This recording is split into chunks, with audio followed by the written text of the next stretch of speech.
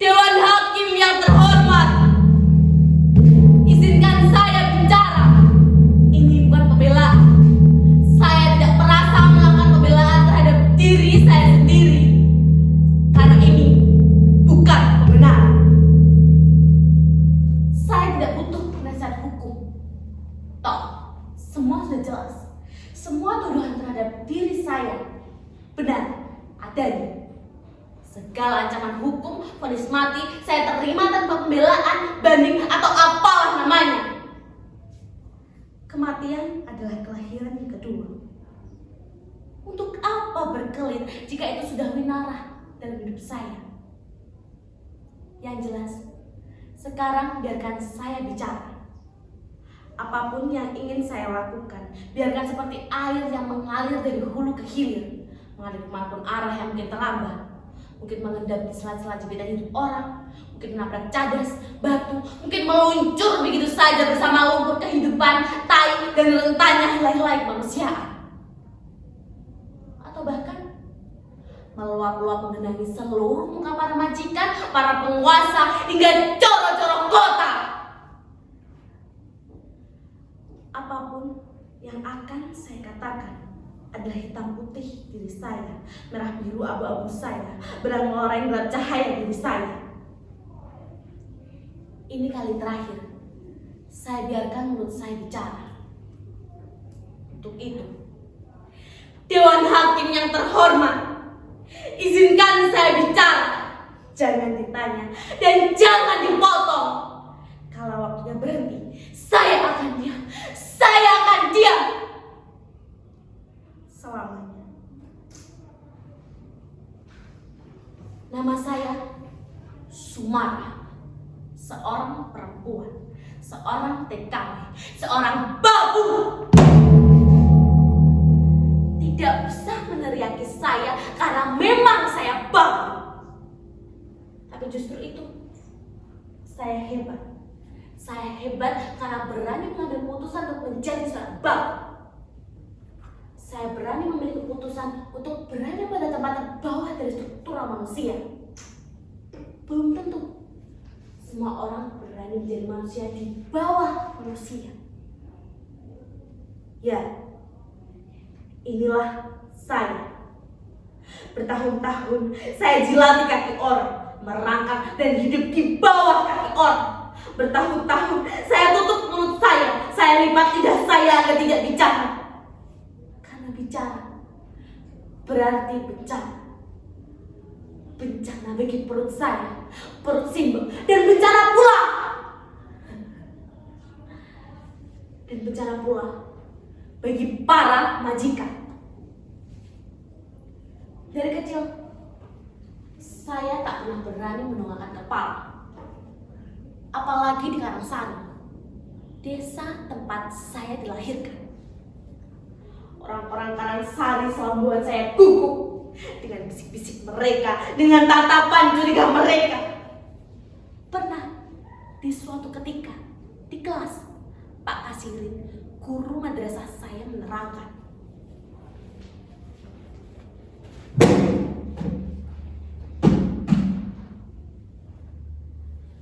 perhatikan dahulu.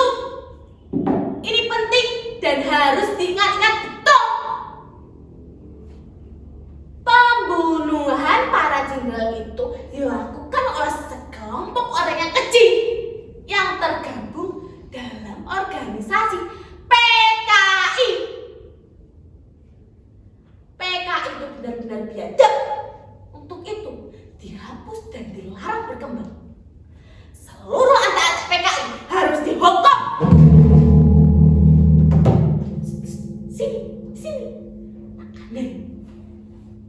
Ternyata Bapak Sumara itu PKI. Dikandani kok ngeyel. Dulu waktu Bapak Sumara pulang dari Langgar, dicegat dan diseret sama 2 tentara, Pak Lurah, dan orang-orang kampung.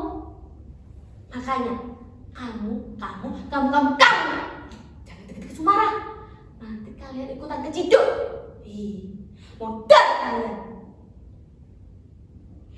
Mendengar itu, hatiku terasa sakit sekali. Sesampainya di rumah, saya langsung menanyakannya kepada Simbo. "Bo, apa benar Bapak itu PKI?" "Siapa yang mengatakannya padamu?" "Tadi teman-temanku mengatakannya." Mendengar itu, Simbo pergi tanpa memberiku jawaban. Lalu datanglah Simba dan mulai bercerita.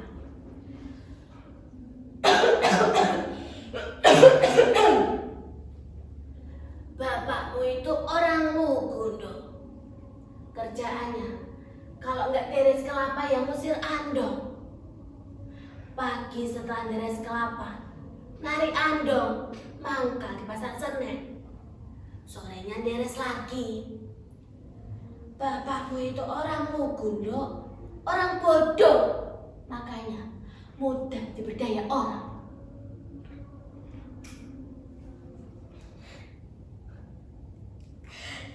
Kata siapa bapakku PKI? Kata siapa Suliman PKI?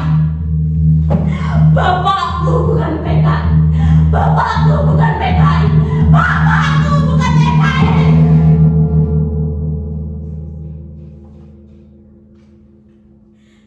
Harusnya Bapak nggak usah deres kelapa, musir andong, nggak usah nyetor kelapa ke operasinya di Wasto. Lihat sekarang, saat Denwasto keciduk, Bapak ikutan keciduk. Sekarang Simba, Kang Rohiman, Yudarsi tak pernah lagi bertemu Bapak. Dan saya tak pernah sekalipun melihat wajahnya. Tapi rasanya bayangannya terus menguntit sepanjang hidup saya, membuat saya takut mendongak, membuat saya takut bicara, membuat saya kehilangan separuh ruang dalam hidup saya. Kata orang, pendidikan melepaskan kita dari keterjepitan. Untuk itu, aku hafalkan teori Anderson, Lavoisier, Einstein. Aku hafalkan dikotil monokotil. Aku hafalkan undang-undang dasar 45 dari pembukaan, pasal hingga ayat-ayat, hingga ke titik komanya. Kenyataannya, semua rumus, teori, hampir bubar. Saya memiliki 3 ijazah dengan nilai cukup baik. Nilai fisika, kimia, matematika, biologi, PMP, dan GEDES. Semuanya sia-sia. Di mana-mana saya terjebak dari pintu ke pintu saat mencari pekerjaan. Terjegal bayang-bayang Bapak yang terus menguntit di belakang saya.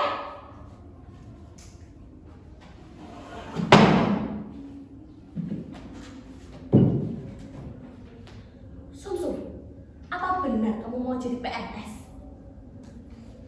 Apa kau yakin? Semua orang di kampung ini tahu betul siapa bapakmu. Begitupun saya. Saya betul-betul tidak berani mengeluarkan surat bersih diri yang kamu butuhkan. Gundulku yang jadi taruhannya. Alah Bapak, di mana engkau? Aku ingin kau ada dan bungkam orang-orang itu.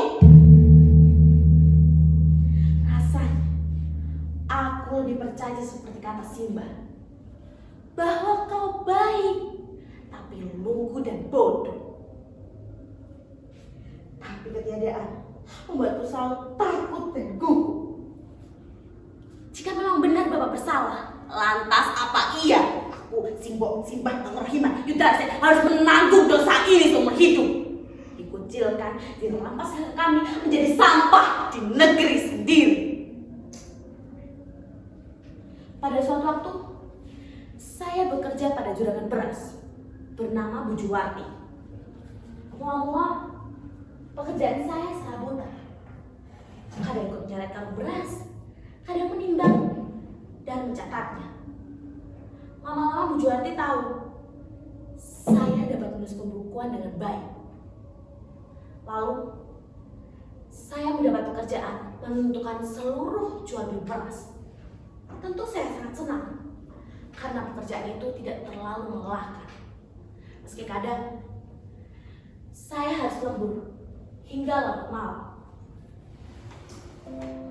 Dari bekerja pada juragan muda tersebut, saya mengenal seorang lelaki yang kemudian saya jatuh cinta kepadanya. Namanya Mas Edi, seorang tentara yang selalu mengantar beras ke istri komandannya.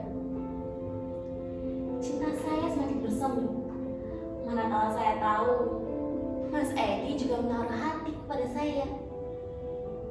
Rasanya hati saya melambung tinggi sekali, yang kemudian terpelatih dan jatuh ke jurang yang curam. Saya tak mungkin meneruskan hubungan cinta saya dengan Mas Edi. Saya tak mungkin meneruskan impian saya untuk menjadi istrinya. Mas Edi mundur teratur setelah mengetahui sejarah keluarga saya.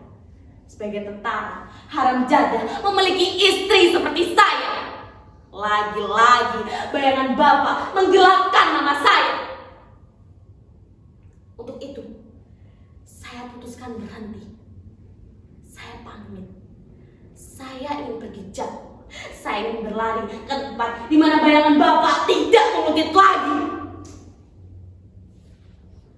Melalui perantara seorang calon, saya dapat mendaftar sebagai seorang TKW. Dan segala syarat saya penuhi.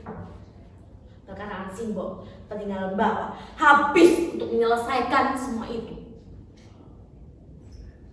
Dari biaya administrasi di kelurahan, Depnaker, kantor imigrasi, biro tenaga kerja, dan biaya TTB yang ternyata panjang sekali. Saya jadi paham betul, menyelipkan lembar-lembar uang agar segalanya cepat beres. Mengurus paspor dengan biaya 3 kali lipat dari harga sebenarnya. Memberi tip pegawai Depnaker, memberi tip calon, memberi tip ini, memberi tip itu, ini itu. Alah. Mengapa tidak saya sadari dari dulu bahwa segalanya lebih mudah dengan selipan-selipan itu? Jadilah saya, Sumarah binti Suliman, jadi TKW lulusan SMA dengan predikat NM tertinggi, konsinus, tangan, diferensial jadi mesin cuci, teori Anderson jadi teori metrika, dikotil monokotil menjadi irama kain pel, dan 13 pulau dari Sabang sampai Merauke yang subur, makmur, gemah, lojinau, hangus menjadi wajan pengoreng. Mana harum melati hujan tropis, kupu-kupu, minyak, emas, biji besi, mana kata Pak Kasirin, guru madrasah saya, bahwa pribadi bangsa Indonesia yang adil luhung, ramah tamah, kekeluargaan, gotong royong, mana? Semua hanya bisa saya beli dengan uang. Di negeri sendiri, saya menjadi rakyat selipan. Setengah gelap, tak boleh menundukkan kepala dan bicara. Di negeri sendiri, saya disepak sana, disepak sini, digelapkan oleh nama Bapak yang dihantamkan oleh mereka. Di negeri orang, saya menjadi budak, menjual impian untuk hidup lebih baik. Di negeri orang, saya hanguskan segala cinta saya, kenangan manis, pahit, getir masa remaja saya. Saya pikir segalanya akan berubah. Saya pikir saya dapat bermetamorfosa dari ulat bulu menjadi kupu-kupu yang indah. Nyatanya, Sumarah tetap saja kandas. Di balik jubah-jubah majikan saya, di balik cadar-cadar hitam majikan saya, seluruh nasib saya kandas. Saya disiksa, gaji saya setahun hilang untuk TTB-nya alasan administrasi dicari-cari.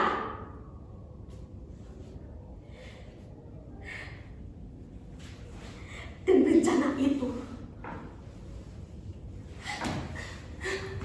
jangan Pak, jangan Pak, jangan Pak.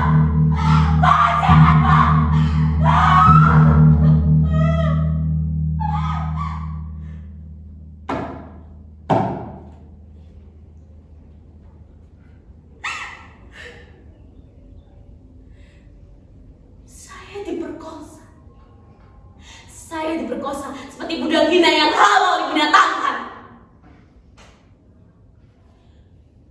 Bertahun-tahun saya diselipkan di negeri sendiri. Apakah di negeri orang saya dimatakan? Tidak! Kesadaran itu datang secara tiba-tiba.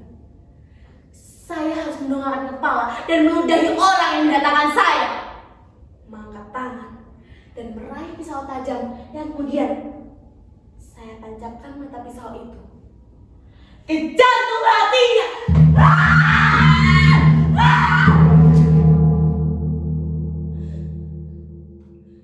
Majikan itu saya bunuh. Saya tahu saya akan jadi gelap yang sesungguhnya. Bertahun-tahun saya tidak salah, tetapi disalahkan. Sekarang dengan berani saya berbuat salah. Salah yang sebenarnya. Saya tahu saya akan divonis mati. Saya tidak butuh pembela, saya tidak butuh penasihat hukum. Tidak usah dipulangkan dan diadili di negeri saya. Karena segalanya akan jauh lebih rumit. Karena tidak ada yang bisa dihisap lagi dari seorang babu seperti saya. Maka saya ragu, apakah hukum di negeri saya dapat membela saya, seorang Suliman yang tidak logis dipki-kan. Tapi jika membelanya, maka akan menjadi ancaman bagi perutnya, bagi jabatannya. Maka saya yakin tak ada seorang pun yang berani menepiskan ketakutan untuk membelanya. Kekuasaan begitu indah untuk menyumpah mulut mereka yang mengalah.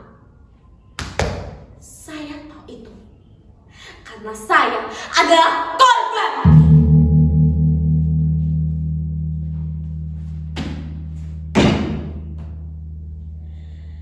Dewan Hakim yang terhormat, inilah saya, Sumarah binti Suliman.